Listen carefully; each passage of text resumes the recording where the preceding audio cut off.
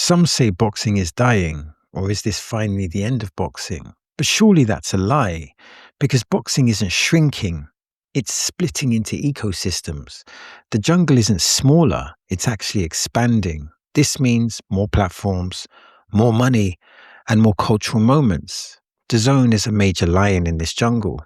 A $10 billion evaluation, a billionaire-backed investment, and the fingerprints are just everywhere, whether it's USA, Britain, Japan.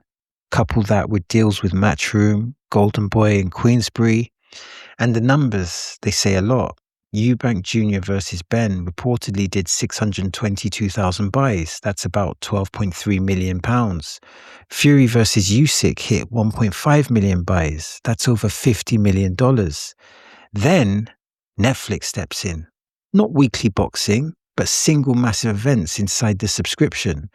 Tyson versus Jake Paul did 60 million household views and an $18.1 million gate, which had 72,000 fans. That's extraordinary.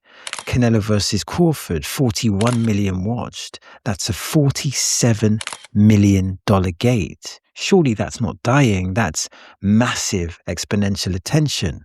And then, of course, there's Misfits, the YouTube boxing ecosystem. KSI versus Tommy Fury did 1.3 million buys. Yes, it's less technical, but it's more entertainment. But it's bringing new people into the boxing ecosystem. So here's the real question. Is boxing growing or is it being compromised?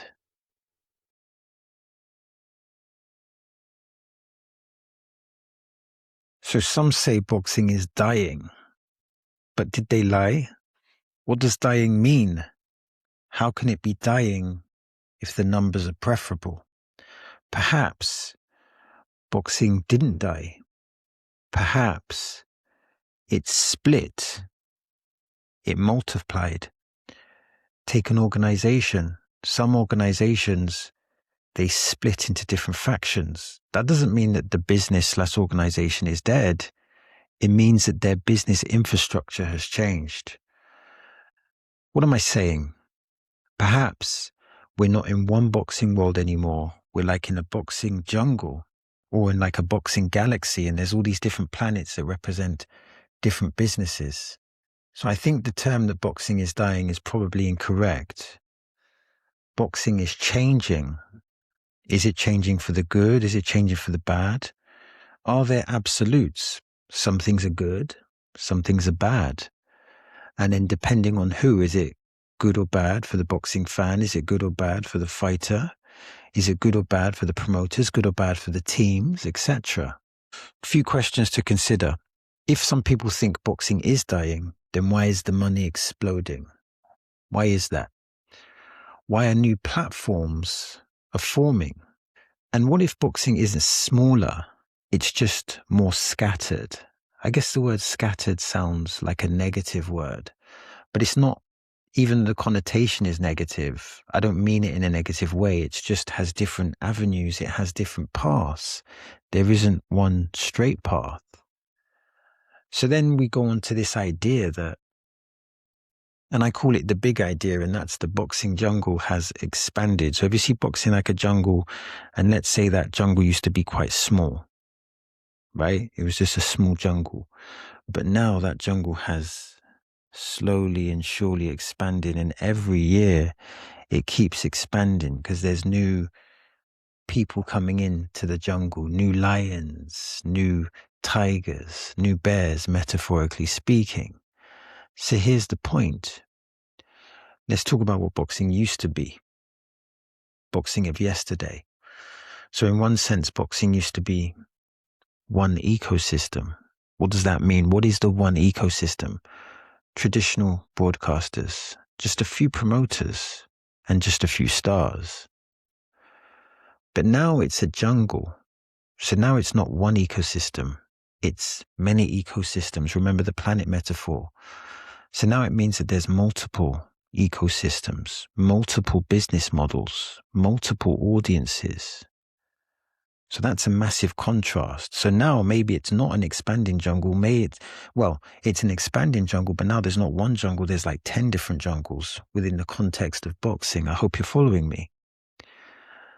That's not necessarily a bad thing. If anything, it means that there's more money involved in boxing. And if there's more money, there's more eyes, there's more interest. More money can mean bad, but more money can mean good. If there's no money, there is no boxing. So that in itself would contradict the notion that boxing is dying. Here's a few questions to ponder. Are we watching the same sport, or are there different versions of boxing? Clearly, professional boxing is different to influencer boxing, and perhaps, or there are different levels in professional boxing. You've got British level, Commonwealth level, Championship level, Elite level, etc. Crawford versus Canelo, that's Elite level. I'm assuming you probably got different levels within influencer boxing, but I wouldn't be able to ascertain at this point in time what those levels are. Again, boxing is changing. It's almost like now there's different leagues, there's different tables. So the third point I want to make is about DAZN. And this is like, DAZN is a business, I guess, and a business with tremendous amounts of investments. And it has a weekly ecosystem, which is different maybe to another one like Netflix. It has a weekly ecosystem.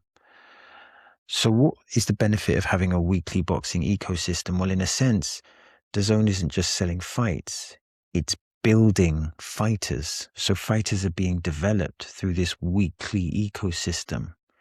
So fighters are being developed as opposed to just platforming a massive event where you've got two big brands or multiple big brands.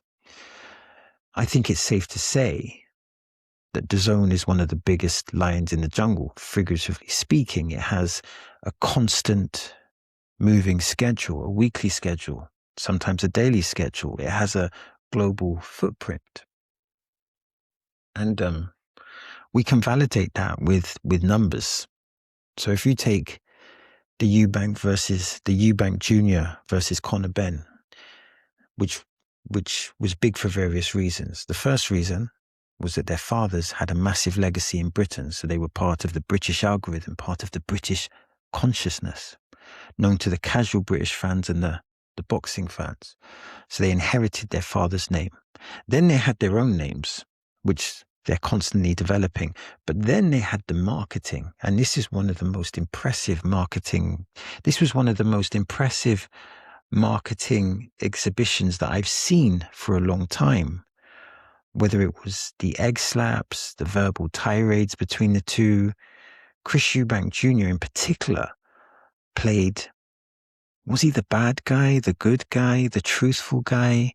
He was very eloquent. And he brought a level of confidence. And Conor Benn also played his part. He went from the good guy to the villain.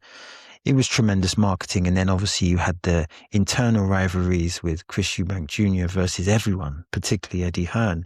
And this built and built and built and built the expectation, which resulted in 620,000 buys.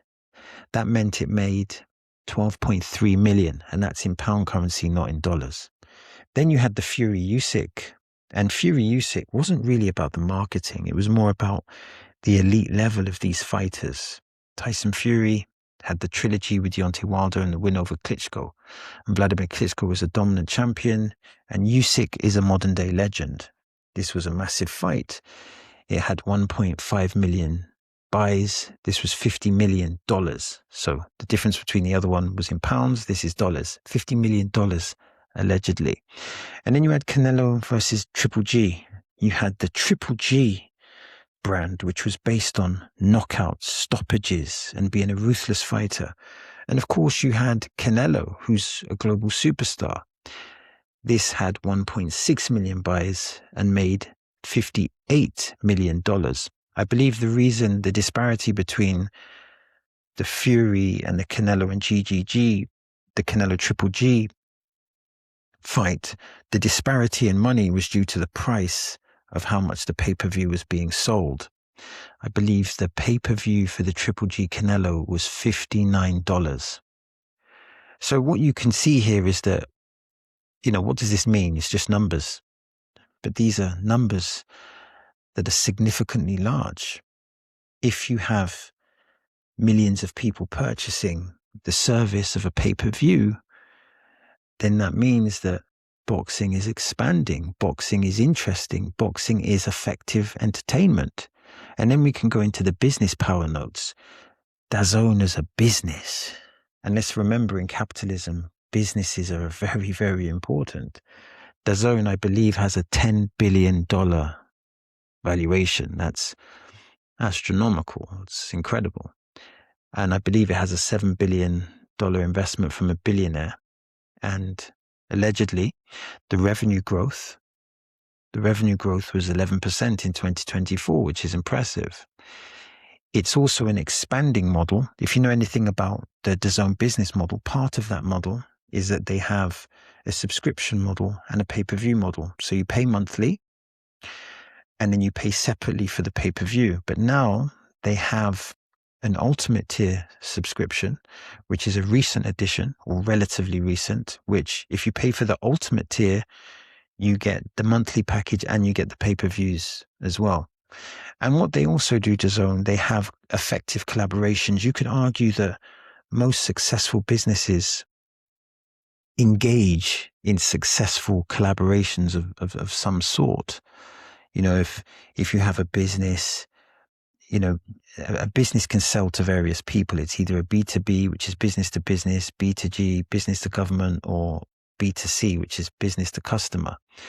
So most businesses will liaise with different people. This could be the suppliers, it could be the developers, depending on the product, depending on the service, etc. But there's always a form of effective, or mostly there's a form of effective collaboration, even if you have a one-person business. But when you have a massive empire like DAZN, there is going to be collaborations. And within the boxing context, if you see DAZN, which has multifarious different sports, within the boxing context, they liaise effectively with Matchroom, Golden Boy, and Queensberry's. And these entities, Matchroom, Golden Boy, and Queensberry, they're all big in their own right, and they effectively liaise with them. And they have a global, I don't know if this is the right term, but you could say like a global distribution or a global imprint, which is across USA, UK, Japan.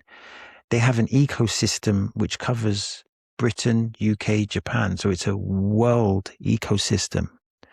So again, when we talk about the state of boxing, when we see the growth, the exponential growth of DAZN, we would argue that in some sense, there is a good state. Of course, when we look at the business of boxing, you could argue which matters more. Is it pay-per-view buys or the subscription strategy, which is more effective? And what is the DAZN business model? What is it building? Is it building a UFC model? And is this optimal for boxing? But what we can say is that, DAZN is the weekly grind. It has that weekly ecosystem, whereas Netflix has those one singular massive events every 6 months. Well, DAZN has a constant, it has a constant output of content. So now let's talk about Netflix. And again, they've entered the boxing jungle. So they've created a new jungle, or if we're using the planet metaphor or the galaxy metaphor, there's a new planet, and that's Netflix boxing. And as stated, their model is interesting because DAZN does a subscription and pay-per-view model, while Netflix has a subscription model, but it's a subscription to their shows. But included in that subscription model are these monumental events. So they don't charge separately. Currently, they don't charge separately for their pay-per-view events. And the Netflix model, or the Netflix events, they're more like global cultural movements. So they invest, I would say, in massive brands. Let's give an example. When you got Mike Tyson versus Jake Paul, you had the brand of Mike Tyson, and then you had the brand of Jake Paul. Mike Tyson is a brand that's been developed over 3 decades. Of course, Mike Tyson was a ferocious fighter at one point, considered the baddest man on the planet. It's important context here. When Mike Tyson fought, boxing was free on British television, and therefore the accessibility of Mike Tyson was large. That's number one. Number two, Mike Tyson was a knockout artist. This captures the public. So you had the Mike Tyson that was destroying everyone. That was a huge, huge brand. But then you have this new brand of Mike Tyson. You have Mike Tyson, the podcaster. You have Mike Tyson, part of the digital ecosystem. Mike Tyson, part of the algorithm. So Mike Tyson represents 3 decades of branding. Not all of it good, but all of it entertaining, all of us glued to our seat. And there was a time when Mike Tyson was seen as the bad guy.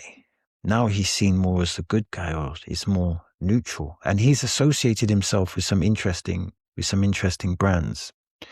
Then you have Jake Paul. Jake Paul is a modern day brand. He is part of the algorithm of today. So effectively, you're pairing 2 superstars in their own right. Of course, Mike Tyson is huge, such a huge entity. But Jake Paul is also a big entity in his own right. It's just he's a more recent entity. However, when Netflix purchased that event, the outcome, I would say, is undeniable. 60 million people tuned in to watch Mike Tyson versus Jake Paul. 60 million people. That is astronomical. Doesn't even, I don't know if there's even a word to really capture the enormity of that event. And I think that's their biggest event so far. So 60 million households watched. On the live gate, which I think is like the sales that were made at the event, 18.1 million at the live gate, which had a 72,000 attendance. So as you can see, Netflix, they don't have a weekly ecosystem. But they just hit you with that knockout punch with those singular events. Another singular event that they had, of course, was Canelo versus Crawford.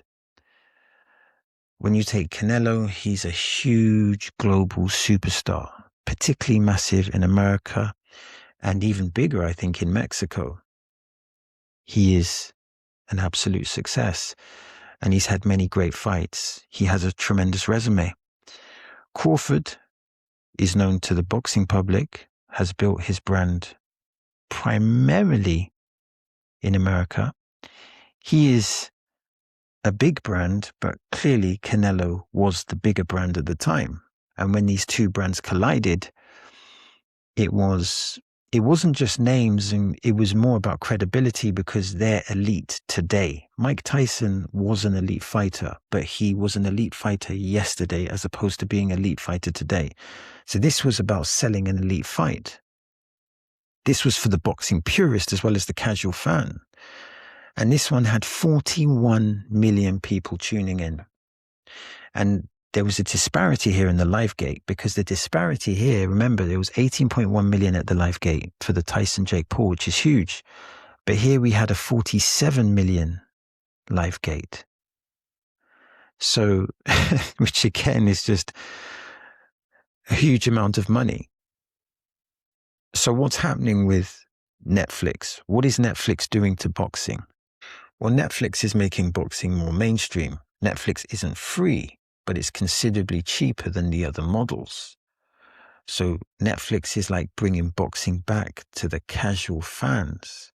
And Netflix are manufacturing events that have huge cultural significance. 40 million people will have memories of that Canelo Crawford fight. 60 million people will have memories of the Jake Paul Tyson fight. And not just the fight, it's the events as well. It's the build-up. Because with a fight, it's a product of who the person is, their journey, and the journey of the fighters and the journey of the actual fight. And it's some obvious questions here. If 60 million households tuned in, how can we claim that boxing is niche? That is global by any stretch of the imagination. And here's a really interesting question. Is Netflix saving boxing, or is it reshaping it? Or is it just a positive addition? Or is it a negative addition? Or does it depend? maybe you think the Mike Tyson edition, the Mike Tyson Jake Paul edition was problematic. But then what about the Crawford Canelo fight? So Netflix has really made a significant impact in the jungle. And I feel that Netflix and DAZN, they can align with each other because they're different. One has a weekly ecosystem with huge events, and one just focuses on purely huge events that have that have a significant input into their boxing algorithm. And then I guess there's another jungle, and there's another planet in this solar system, and this is introducing, I guess you would call it, influencer boxing. And Misfits captures a lot of the influencer boxing ecosystem. And Misfits isn't about traditional boxing. When you got traditional boxing, you have boxers that have been nurtured typically from a young age. They've been amateurs. They've won many different titles in the amateurs. Then they transition into professional boxing. If they're a British boxer, they'll typically, start by fighting for the British title, defending the British title, going for the European title, Commonwealth title, defending that, and then traditionally go into being a title contender and then a world champion, depending on the victories that they have or don't have. There is a particular path. In other regions, such as America, that path may be different, but there's still a path. But Misfits is more about, there isn't that path that a professional boxer will have. This is more about taking people that have big brands in the influencer world, developing drama, developing hype, developing viral moments, and then putting them in with other, when you put two popular people in together, and then you create virality, and then you put a marketing machine behind it, what you have is these events that I guess the YouTube audience or the influencer audience are interested in seeing. So this isn't for the boxing audience. This is primarily for the influencer audience. And you have some proof points with regards to, is this effective? Like, is anyone watching it? And is anyone paying to watch it? Because people might be watching it, but they might not pay to watch it. But we do have some proof. We have the KSI fight versus Tommy Fury. And I would argue that KSI within the influencer boxing ecosystem is one of the elite boxers within that ecosystem. And he fought Tommy Fury, who is actually a professional boxer. At time of writing, it's hard to label what level Tommy Fury is, but he's obviously associated with a great fighter, sharing the name with Tyson Fury, sharing the name and blood. But anyway, that fight as a business generated 1.3 million buys. So that's extraordinarily impressive. And I guess you could ask the question, what is it doing? What is Misfits influential boxing doing for boxing? I guess you can argue it's bringing boxing to the social media community, and you're getting new people introduced into boxing. So maybe you start off, let's create a fictional person. Let's say Jack starts off watching influencer boxing, but then that's lead generation into watching professional boxing and then more elite boxing. So it's almost like it can open the door. Influencer boxing can open the door to eventually opening the door of going into watching professional boxing. And of course, there's caveats. There are differences. Clearly, influencer boxing is less technical. Even though influencer boxing has evolved and has become technically better, it's less technical than professional boxing because these people haven't gone through the process that professional boxers have had. And it's more entertainment driven. And maybe this raises a question about credibility, because the credibility of professional boxing is clearly going to be more significant than the credibility of influencer boxing. So I guess an interesting question would be, is Misfits, right? Is Misfits part of the boxing jungle, or is it a different jungle entirely? Does it operate on its own? And I guess you can ask the question, when we're talking about the influencer boxing infrastructure, if it's selling, does it mean it's significant? Does the boxing matter? Does it matter? I guess to a boxing fan, it does matter. Does it help boxing or does it hinder? And maybe there's, I think there's an answer where it helps and it hurts. Let me explain. Influencer boxing can create economic opportunities for professional fighters that are past their best. So they can still find a way to make money. Because if you're doing boxing is a short window to make potentially a lot of money if you fight on the elite level. So you can still make money in the influencer boxer circuit. We've seen this with Floyd Mayweather, who's fought a few influencers. So that's good. But then the problematic element of it is that if people are watching influencer boxing and these people are getting paid significantly, then what about the boxer who's boxed all his life and is getting paid pittance? Surely this is unfair. And is that immoral? Or is that just a product of the game? So it's not good or bad. There's good and bad.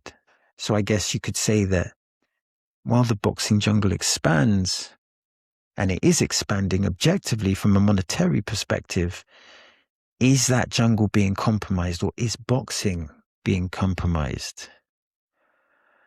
And when we talk about the compromise, if we talk about boxing being compromised, I think it's important to remember this. Look at the fights that we've had within the recent boxing ecosystem. We've had Bivol versus Butterbiev 1 and 2. This objectively is elite levels of boxing. It's the best versus the best. Then we've had the Inoue fights. Inoue has fought 4 times in 2025. Great fights, great they weren't exhibitions, they were professional matches, but they were exhibitions of high elite IQ fighting. Then we had the Crawford fighting Triple G, which again was a technical masterclass. And of course you had the Usyk fight. We have to say, we can't say fights in 2025 because I believe he only had 1 fight against Daniel Dubois. And this was a masterclass of elite ring IQ, elite counterpunching. And it's interesting because when you look at Usyk, it looks like he's at, if you based where he's at on that performance, he's getting better. He's, Father Time is nowhere to be seen at the time of writing. So in a sense, we still have the highest level of boxing, but we also have a lower level of boxing. So to me, I summarize it that one part of boxing is about mastery and another part of it is about marketing, which then leads to that question. I think it's a good question. Is the jungle is getting bigger, but is that jungle healthier? And when we say healthier for who? Because some people are going to benefit from the misfits fighter influencer ecosystem. Some people are going to benefit from that. So there's winners and losers. And I guess when boxing can get complicated or become problematic is when how important is attention? Is attention more important and more valuable than belts? And is that a problem?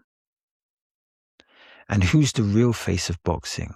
Is it the champions or is it the celebrities, the social influencers? I would argue that it's the champions, but then I'm looking at it more from a boxing fan perspective. But what we can say is that boxing isn't dying. It's definitely not dying. It's huge. It's bigger than ever before. And it's bigger in the digital world. It's bigger in the algorithm than ever before. And boxing is splitting into a variety of different ecosystems. As we've stated, DAZN has a weekly boxing machine, and it uses a subscription and a pay-per-view model that I believe is profitable. Netflix comes once in a blue moon, but it has global events, massive mainstream reach, and a huge cultural shake-up. When a Netflix boxing match is happening, the whole world is tuning in. And then we have the influencer ecosystem, which is about viral entertainment. It's about virality. It's purely entertainment. And of course, some technical elements as well, because let's not be disparaging. Some influencer boxers take the craft and mastery of boxing seriously. It's just that they can't match the mastery of the elite level of boxing. So I think what I can say here is that the map of boxing is getting bigger. And the one thing that is dying about boxing is that boxing just has one lane. It has multiple different lanes. And I think there's a compelling argument that that is a good thing. Here's some questions to finish up on. Which boxing ecosystem is the future? There are a variety of different ecosystems that we've talked about, but which one is the future? That's the first question. Next question, can boxing grow without losing its soul? I guess the preface to that is, does boxing have a soul? And if it does have a soul, if it does have a purity, can it grow without losing its soul? And is this a golden era? Or is this a chaotic era? And then the final thing to consider is, belts versus business. What's more important and what is winning? And who is winning? Are the boxers winning? Are the boxing fans winning? Are the casual fans winning? Are the promoters winning? And who needs to be winning? Ideally, you want everyone to win.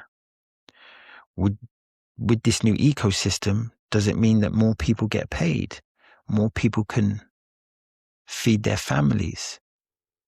But at the same time, that's a positive thing, and we want more people to be able to feed their families because food, clothing, and shelter is essential. But we also want to preserve the soul of boxing. We want to preserve its integrity. And of course, when we say that, we have this assumption within the boxing purists that boxing has integrity and boxing has a soul.